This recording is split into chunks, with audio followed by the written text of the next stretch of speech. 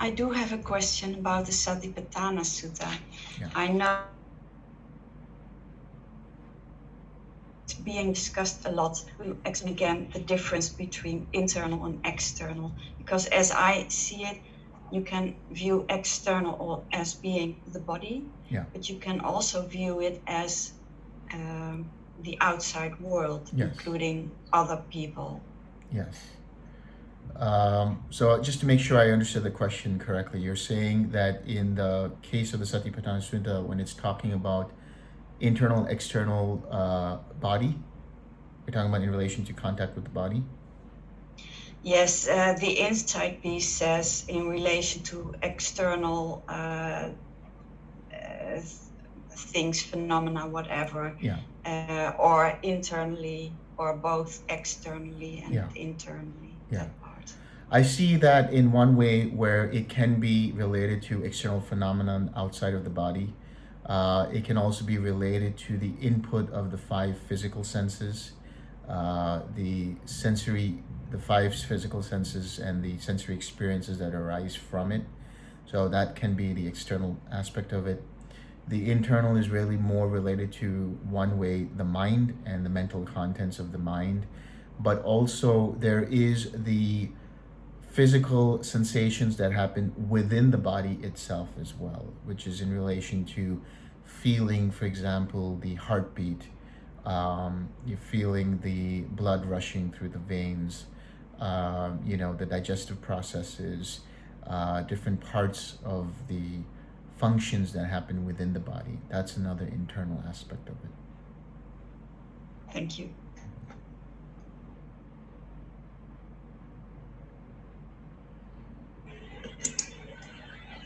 Hello, Delson. Hello. Just now, when I was listening to your Satipatthana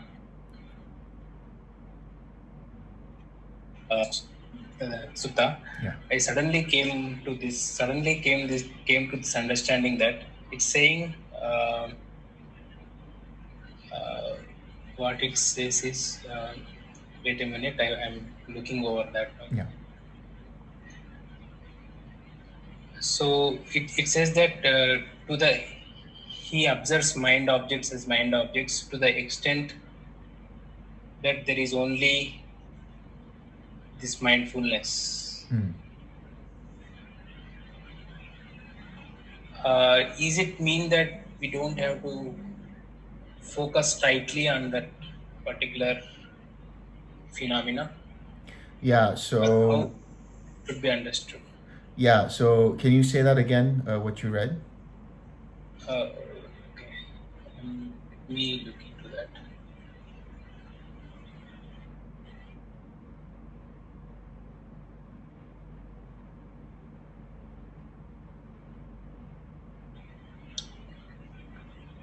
Okay. Both arising and vanishing, or else mindfulness that there is mind objects is simply established in him to the extent necessary that bare knowledge and mindfulness. Yeah. Okay.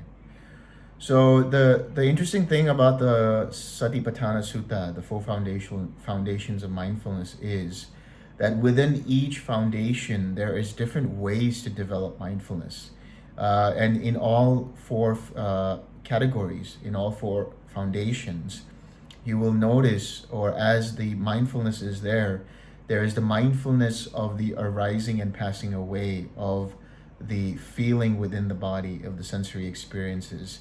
There is the arising and passing away of the processes of the phenomena that are happening within and outside of the body. There's the arising and passing away of the thoughts. So within the context of the meditation, for example, when you are meditating, you are applying mindfulness to the extent that your awareness, or you are observing the object. You are just staying present with the feeling, whatever the Brahma Vihara might be. And as you're staying with it, you might see thoughts arise and pass away in the background. So your awareness is so open, your mindfulness is there to the extent that you can see these things, but because you're not so fully focused, you're not suppressing the ability of the mind to be able to apply this observational power. So that's one reason why I translate, for example, mindfulness as observation, because observation is all about being aware and observing all of the phenomena that's happening with this unification of mind around the object. So while the mind is unified around the object, while it's aware with its attention around the object, it's still mindful of things that might arise in the way of hindrances or insights that might arise, or what kind of factors that might be present. It's not to say that you're looking for it. So that's the bare knowledge, that's the bare awareness, which is it arises when it arises, and it comes into your field of knowledge when you notice it, when you see it, but only to the extent of you seeing it, not looking for it, not trying to find it. It will come to you, so as long as you keep your awareness open. Thanks for the explanation. I have another question. Yeah. This is related to 7 factors of enlightenment. Like, for example, when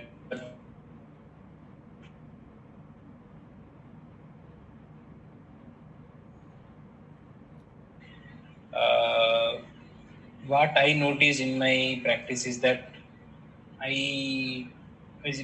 many times I bring up the factor more than required. Yeah.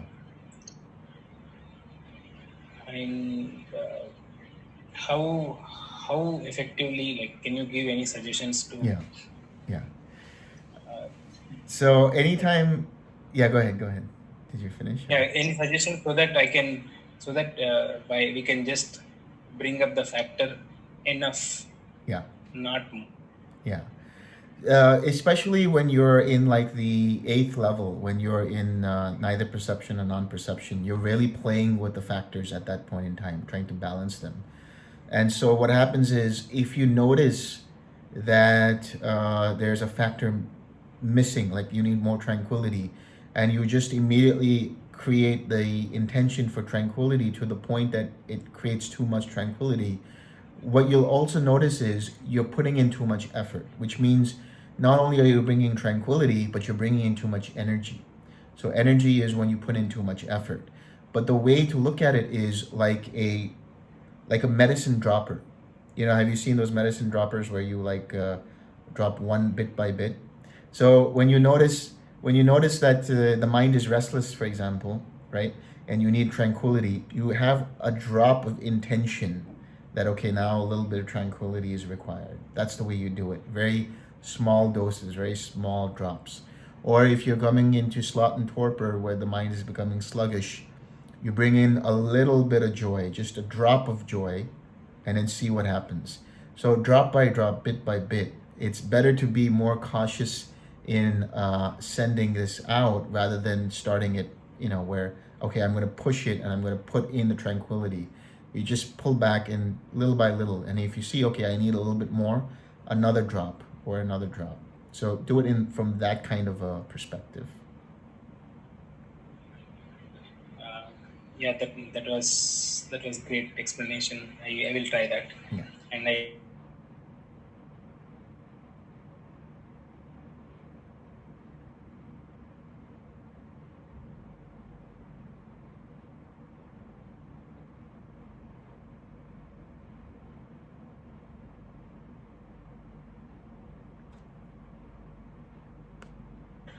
is that intercepts, right? I mean, are coming to perfectly interrelated.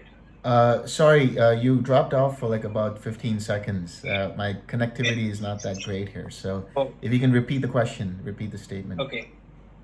Yeah, it was not question, but what I was saying is that in the discourse you mentioned how these precepts are connected to hindrance. Yeah.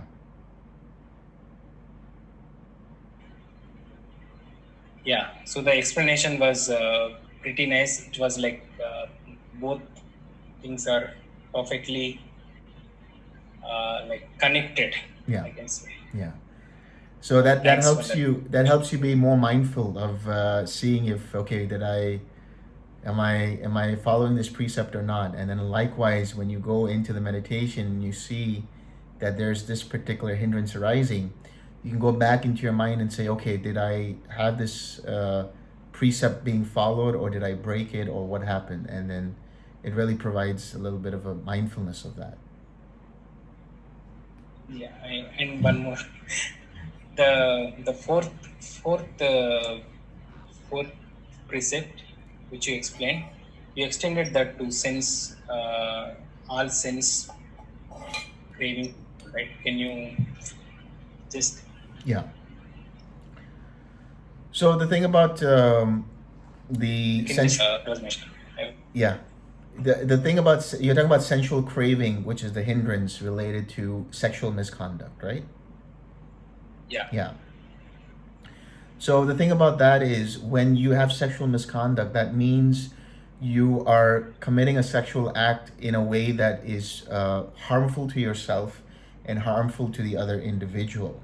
And that really means in a way that makes your senses, or the pleasure that is derived from the sexual act, you identify it to such a level that your mind identifies with that sensory experience of the sexual nature. So by doing that, your mind also starts to cling and attach to other sensory experiences in the same way. So for example, if you start to find craving in your visual forms and in the other five senses, as well as the mind will attach to those senses, will attach to those sensory experiences. And because it attaches it and craves it, it causes heedlessness in the mind. And heedlessness means carelessness. And because of that, there is lack of judgment, lack of understanding. And then a person acts in a way that creates misconduct, not only sexual misconduct in which you harm yourself and the other, but even in sensory craving and sensual craving, where you become careless to the point that you just crave for those sensual experience, you crave for the sensory experiences, and in doing so, you commit other acts that are not in alignment with the Noble Eightfold Path, and you break further precepts because of it. Thanks. Thank you.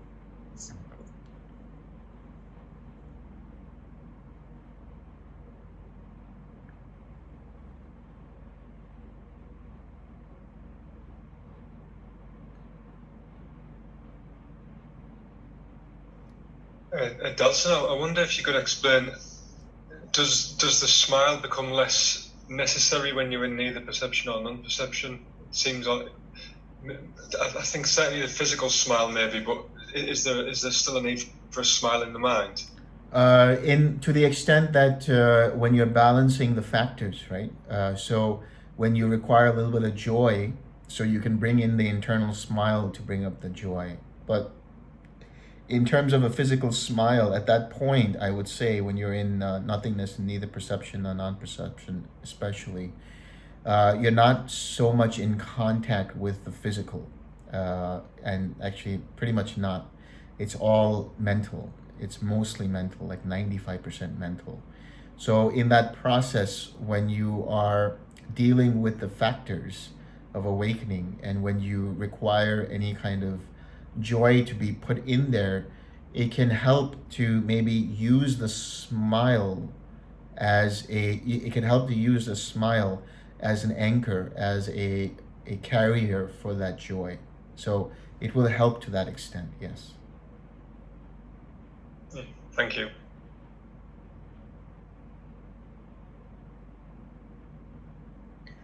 Hi. Hi.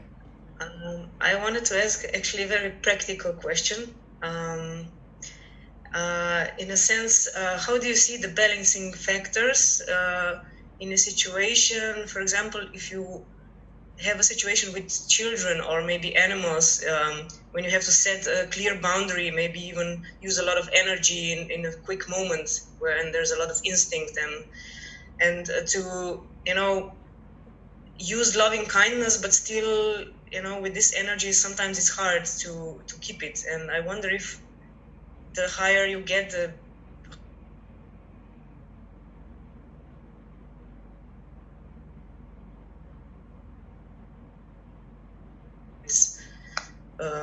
connection to meditation. Yeah, can you say the last part where you said the higher something and it froze for me?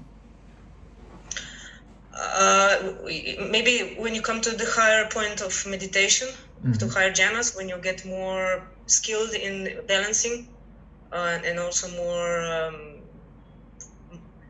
quiet, and you think it's like a process that comes by itself, that also when you have to use a lot of energy and set boundaries in this situation, that it comes by itself, the calmness and the way you put the relationship more properly, not using so much force, or maybe even going in sometimes you get angry in these situations.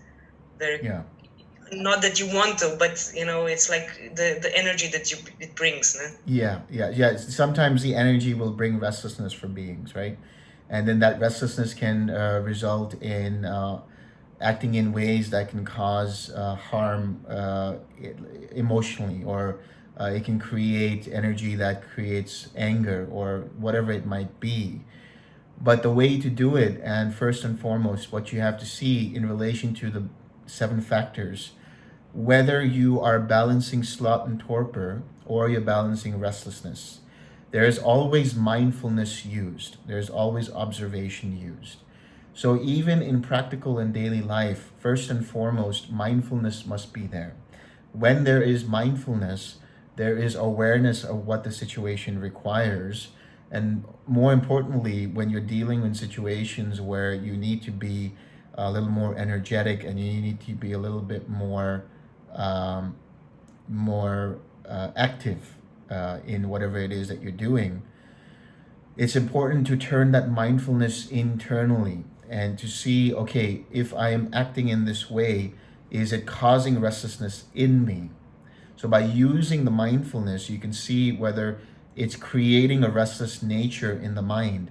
And with that mindfulness, if you see that it's creating a restless nature in the mind, then you know, okay, well, now I need to bring in some tranquility. So there, again, you use the pause to take a few seconds to bring in the tranquility, to bring in the equanimity, and then wait, and then act from that. So that while you need to be energized, while you need to be active in whatever it is you're doing or implementing for the situation, that energy is infused with tranquility. That energy is calmer. And so it's more stable and not as erratic. Yes, it makes sense. Yeah. Thank you. So you are saying you can use the awakening factors in daily life too? Yes, that's right. Okay.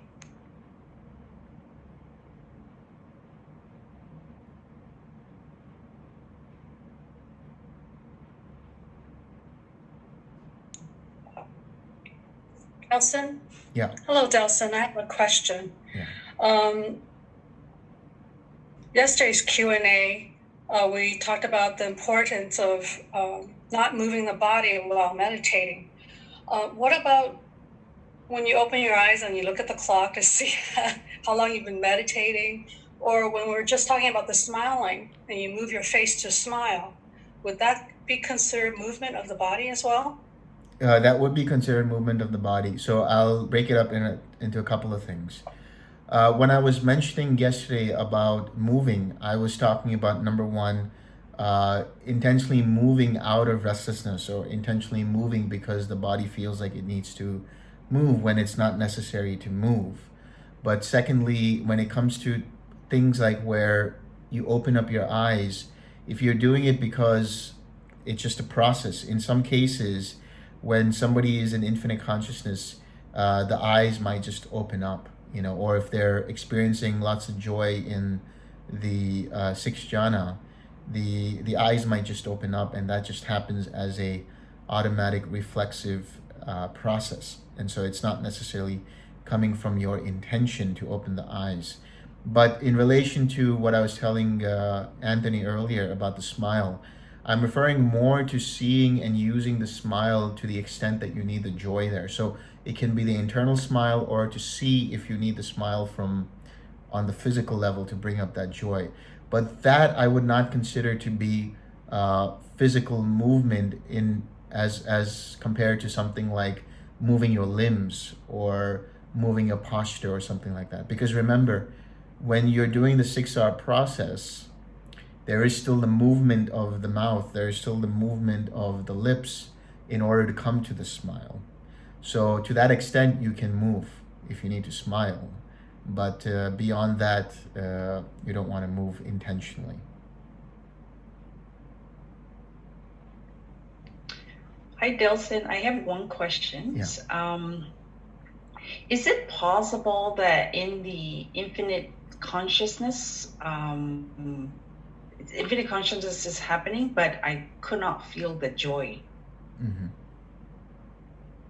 It's for the brief moment, like it's just a lot of things happening, but I don't notice joy. I feel like I'm in equanimity, however, but Yeah, a it lot of can. flickerings happening. Yeah, it can still happen that for some beings, when they get into infinite space and they're sending out the metta and then sending out the compassion, that they completely sometimes bypass even compassion and bypass joy. So if it is there for a few moments, that's fine. If it's not present, that's fine. But so long as you are sending out something, whether it is compassion or metta or whatever it is in that moment while you're experiencing infinite consciousness, that's okay. That's all right. The thing is, traditionally speaking, the empathetic joy that arises, that's just this pure joy that arises at the ability to celebrate people's successes and the ability to celebrate their joys, is something that can be cultivated just as a exercise in your daily life. So when you see somebody happy, when you see somebody smiling, you return that generosity with the smile. You empathize with their ability to be happy. You empathize with their successes, and so on and so forth. So that's one way of cultivating in practical life. But it doesn't always need to translate into or be connected with the sixth jhana of infinite consciousness. So if that's not arising, I would not consider that to be an issue. It's just, as long as you're radiating something, whether it's metta or compassion or equanimity, that's all that really matters. Thank you.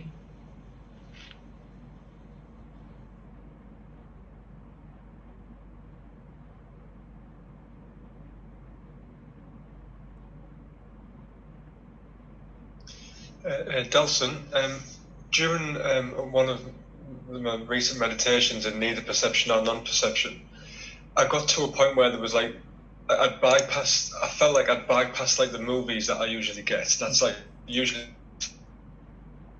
as I've ever been with it. And it was just like a little bit. And I feel like that was almost done on a conscious level to move beyond the video or film style things that I usually get, because I wasn't needing them anymore or not interested in them. Like, is that like, am I on the right track with that? You are on the right track. You see, in the beginning, what will happen is these movies, these little disconnected thoughts that arise, they are part of the entry point into neither perception nor non-perception. And slowly, little by little, they start to gradually go away as the mind continues to let go of these formations, lets go of these perceptions on an automatic level. And there can be a point where, and you mentioned you consciously bypassed it, meaning you just basically, what did you do? You ignored it, or you just let it go? Or what did you do? Yeah, I think that ignored it was almost like lost interest in it. Was lost interest in it, yeah. It was all. Yeah, say what you said just 5 seconds ago, because it got hazy. I think it was a combination of them both, of being ignored and losing interest in it. Yeah, I think that's Okay. what it was. So we have to make sure, I mean, it's getting into semantics, but one thing I want to make sure is if you are ignoring it, is it ignoring in the way of suppressing it or allowing it to be there and just not having your attention there? If your attention is not on it, then that's what you would consider ignoring and becoming disinterested in it. I see no problem with that. But if you're intentionally forcing it down or intentionally suppressing it, then two things. One, that would be the wrong way of doing it. And secondly, you're no longer in the jhana when you do that, because now you're now using much coarser aspects of the mind to do that. But if you're allowing your attention to just be on quiet mind and just not paying attention to those subtle formations, allowing it to be let go of, and losing interest in it, that's a step in the right direction, because that's getting into dispassion, that's getting into disenchantment. Okay, thank you.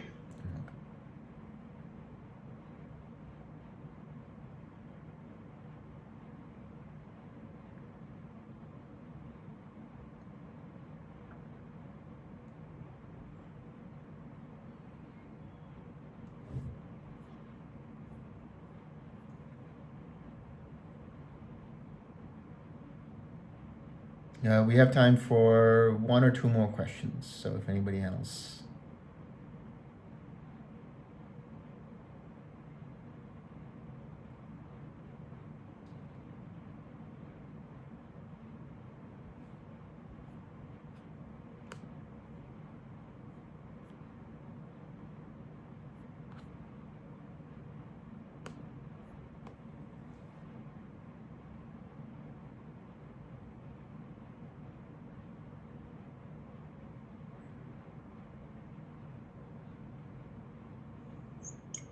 I'll say something if I can. Yeah.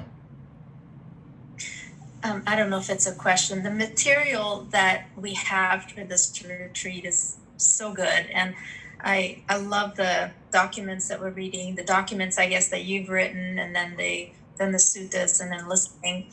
And I'm feeling like it would really, like I need a week for each one. Yeah.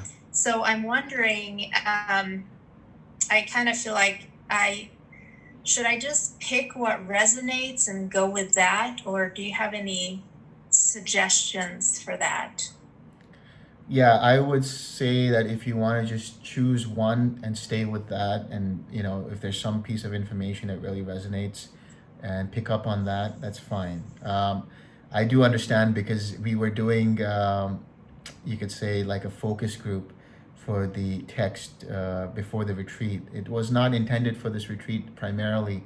It was going to be for the retreat that I was going to do in Europe and so on. But since we had the opportunity to do an online retreat, I then kind of divided it up for that. But basically, the focus group kind of said the same thing, which is that there's quite a lot of stuff in there, and it would take some time to really decompress it for people's minds and things like that. But if there's certain things in there that you pick up on that you really want to just explore on your own, you're welcome to.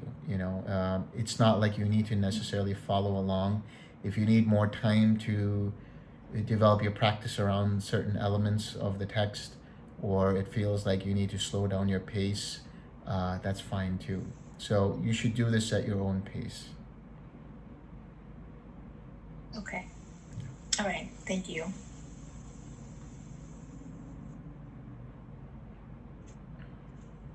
Okay, so I think we can then share merit, unless anyone else might have a question. Give it like 20 more seconds.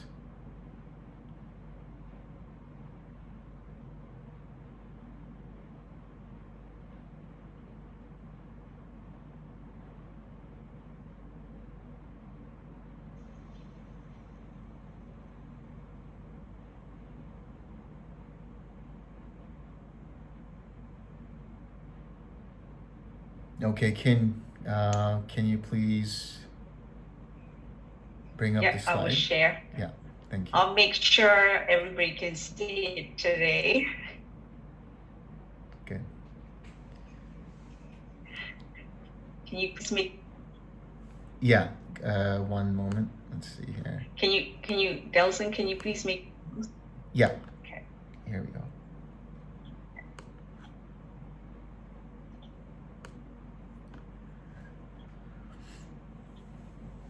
Everyone can see it.